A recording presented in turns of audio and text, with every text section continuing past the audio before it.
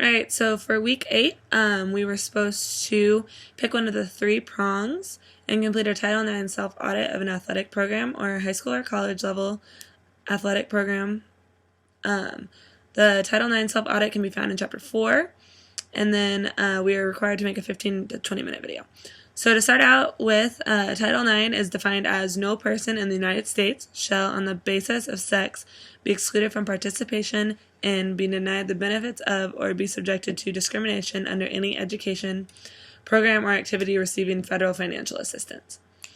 Alright, so in this audit, the first step to ensure that your athletic program complies with Title IX is to perform a self-audit or review.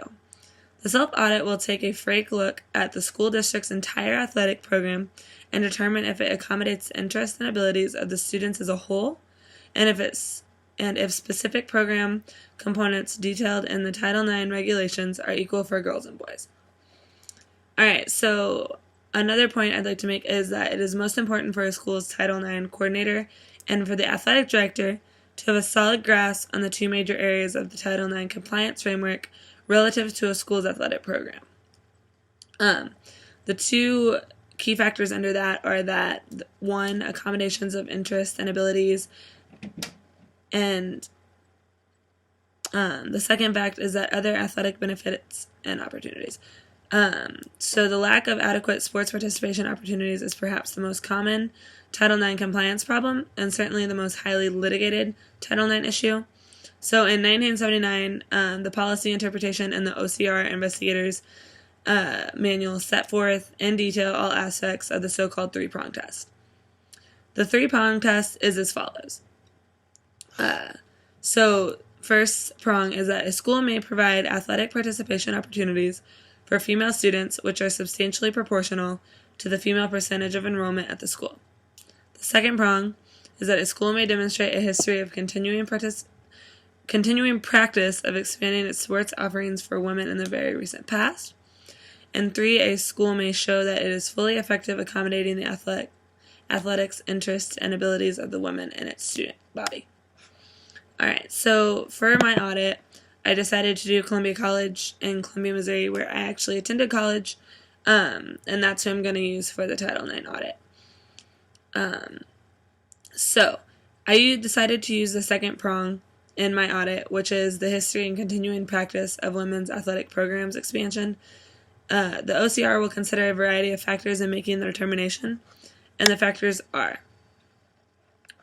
a school history and continuing practice of adding women's teams, a school history and continuing practice of upgrading school club level teams to a varsity status, which would be making them actually eligible to compete in the NCAA or NAIA, or in high school, making them not club teams, actually teams that you would see on the MSHSAA website. And then a school history and continuing practice of affirmatively responding to requests for the addition or upgrading of women's teams. And then a school's history and continuing practice of monitoring and the developing interest of women by conducting surveys or reviewing other indications such as growth of club and intramural sports, community sports programs, and local, state, national trends in women's sports. To touch on the key part of the 3-prong test, that is that only one of the 3-prong tests must be satisfied for the school to be considered in compliance. However, as pointed out in the PDF that we were given in class, I'm using that as a reference where it says that most colleges and high schools you do use the number 1 prong in the 3-prong test just because it is the 50-50, having as many men as women athletes on your school campus or enrolled. But as pointed out, most high schools and colleges, if you do have a football team, that there will be too many men on the football team's roster to meet prong 1. So in that case, the compliance can be met with prong number 2 or 3. So basically, when looking at Columbia College, when I was there was only 3 men's teams and 4 women's teams. The men's teams were basketball, soccer, and was it golf? Yeah, golf.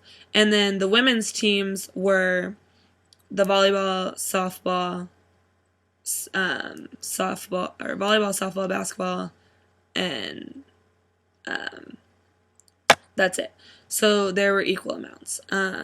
So what they did when they kept expanding was they added baseball for men. And so when they added baseball, they had to add another one for women's to keep the number of athletes completely equal.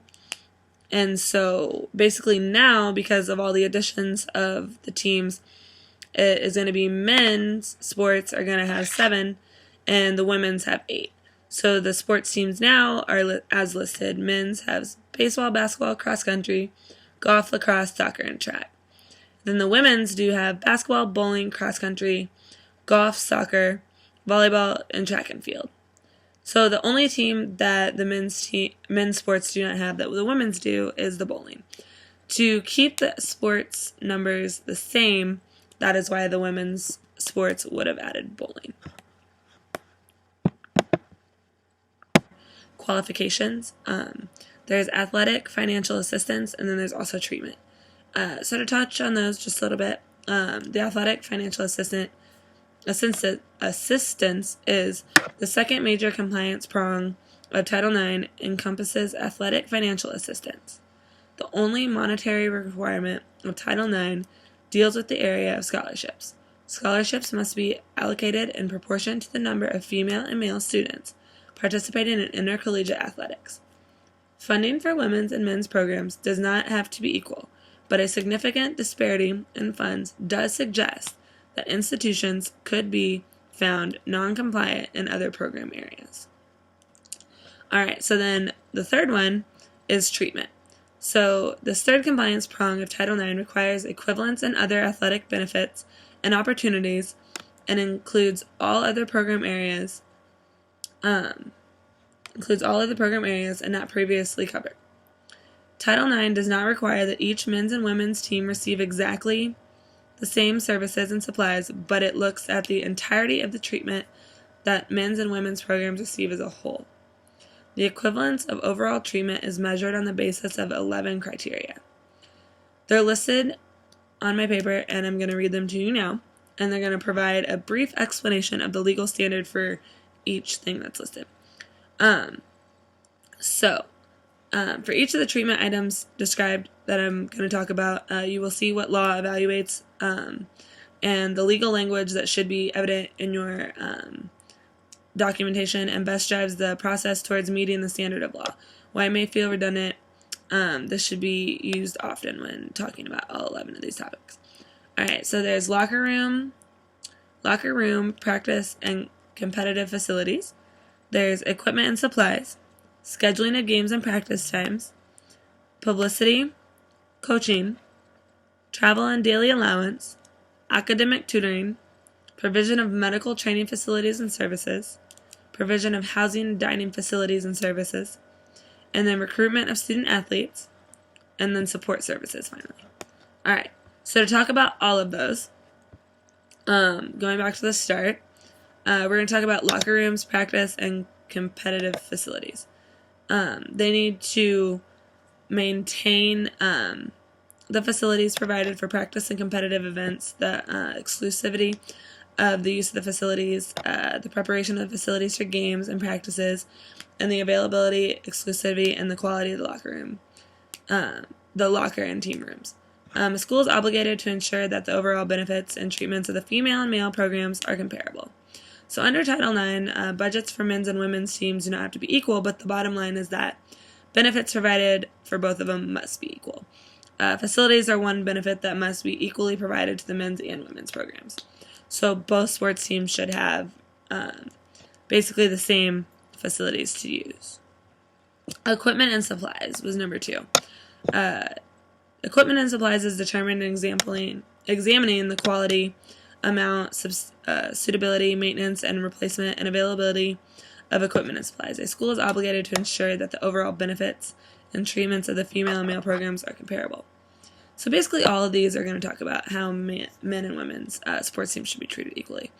So under Title IX, with the equipment and supplies, budgets for men's and women's teams, again, don't have to be equal, but the bottom line is that the benefits provided should be equal. Equipment is one benefit that should definitely be equal for both teams. Unless there is a football team, then you are going to see an abundance of money spent on that program because of the number of men athletes compared to women athletes. So then there's scheduling of games and practice times. A school is obligated to ensure that the overall benefits and treatments of the female and male programs are comparable again. So that means any scheduling, including the scheduling of games and practice times, should be equally provided to men's and women's programs. They should have equal access to primetime game and practice times. The nature of what constitutes as primetime may be different depending on the sport or the season, also the school. But a good example of a compliance issue would be if the men's basketball team played all of its games at 7 p.m. on a Friday night, while the women's always played at 5:30 p.m. So they have equal time shared in the main event spot at that school. So then publicity. It encompasses the availability and quality of sports information personnel, access to other publicity resources for men's and women's programs, the quantity and quality of publications and other promotional devices featuring men's and women's programs should be equal. So under Title IX, the budgets, again, have to be equal for publicity. Specific schools do have an obligation to ensure that both men's and women's programs have equal access to publicity resources. And also that means that in like a school paper or on like the news, everything would be equal. So they would have equal opportunity to be published or talked about in those type of documentations. Then coaching. So coaching examines the equivalence and the availability of qualified full-time and part-time coaches, assistant coaches, graduate assistants, if you're talking college level, and then assignments of coaches with comparable training experience and other professional qualifications. So basically, like I said all the time, everything's going to be equal. They want you to make sure your budget is the same for men's and women's. The coaching services need to be equally provided to the men's and women's programs. So you want to be hiring the exact same qualified people for men's and women's teams is basically what that means. Travel and daily allowance. This is going to be more for colleges versus high schools, whereas high schools will just normally take a school bus to away events, whereas college teams will take a charter bus, planes in some cases, a school-sponsored bus. But this is basically saying that a men's team shouldn't be allowed to fly to a location if a women's team has the same game in the same location and they're forced to drive. It should be equal opportunity for both teams. That's also with hotels, food, any type of services that are provided to the team. It should all be the same. Academic tutoring. Basically, this is going to include the availability of tutoring for men's and women's programs. They want to provide qualified tutors. And then employment conditions of the tutors for the men's and women's programs. That should include compensation, term and length of contracts. Those should be the same for both programs. And it should be equally provided. Then provision of medical training facilities and services. This is going to be like your training room, your ice bath facility, your ice makers, anything like that would be involved in your training room. Also with insurance of injuries or what coverage does that school allow. So if we're talking high school, again, there's going to be no medical coverage through your school. If you're talking college, of course, you're going to be on scholarship most likely, and then there is medical insurance provided by your school. But if it is provided, it should be equal for men's and women's programs. Then provision of housing and dining facilities and services. It's basically saying that men's teams should not get any special privilege when it comes to new housing facilities, housing apartments. Again, this would be more for college than high school. But basically saying that the provision of housing and dining facilities and services, not one should be more beneficial to one of the sexes. Recruitment of student athletes refers to whether the coach or athlete personnel serving female and male athletes is provided with substantially equal opportunities to recruit, whether financial and other resources made available for recruitment meet the needs of men's and women's programs, and whether the differences in benefits, opportunities, and treatment of prospective men and women's athletes affect their recruitment. So basically, if we're offering a male student a scholarship, it shouldn't be any more money than what we could offer a female for a scholarship. A coach does, however, have the liberty to depend on how much he wants to offer, but their scholarship funding should be the same amount as what they have to offer any possible recruit for that upcoming year. Their scholarship fund should be the same amount. And finally, supportive services. This is going to include like administrative services, secretarial services, clerical assistance. Any of those, they should be provided to both the men's and women's sports teams. The school is obligated to ensure that this overall benefits are the same. So student support services should be provided to both teams.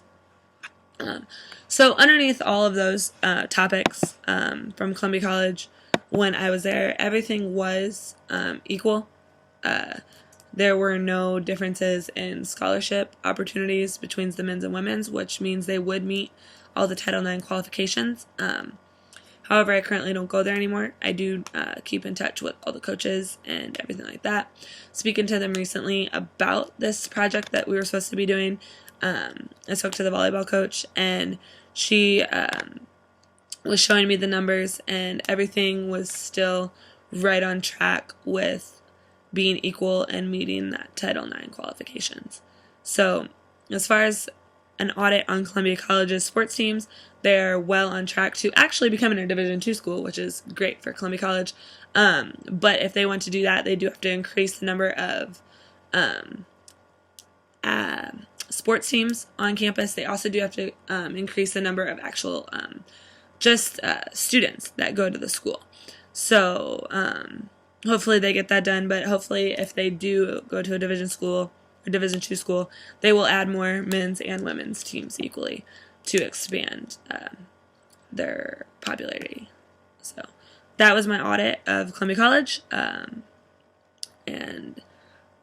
that concludes this project.